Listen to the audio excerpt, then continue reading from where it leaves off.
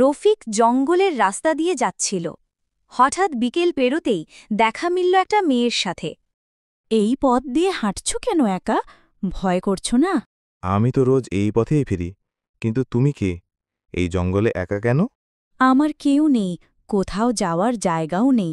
আমায় আশ্রয় দেবে? তুমি চাইলে আমার ঘরে থাকতে পারো, অন্তত আজ রাতটা। তারপর রফিক সায়রাকে তার বাড়িতে নিয়ে গেল। তুমি খুব ভালো রফিক, কেউ এমন করে আমায় দেখে না। তুমি ঠিক যেন স্বপ্নের মতো। চলো, আমাদের জীবন একসাথে শুরু করি। তুমি আয়নার দিকে তাকাও না কেন?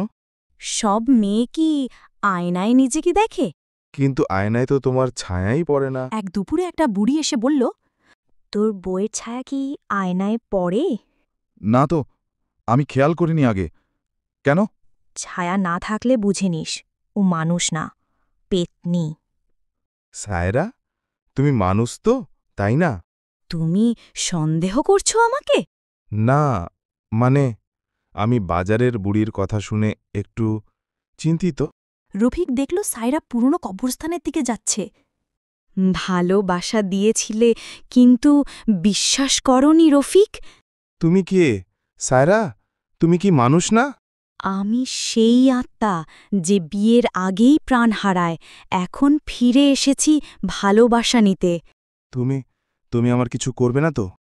যার ভালোবাসা একবার প্রেতনির হয়, সে আর পালাতে পারে না। রফিক ভয় পেয়ে দৌড়াতে লাগল, আর পেতনিটা ফিসফিস করে বলল, রফিক এখন শুধু আমার।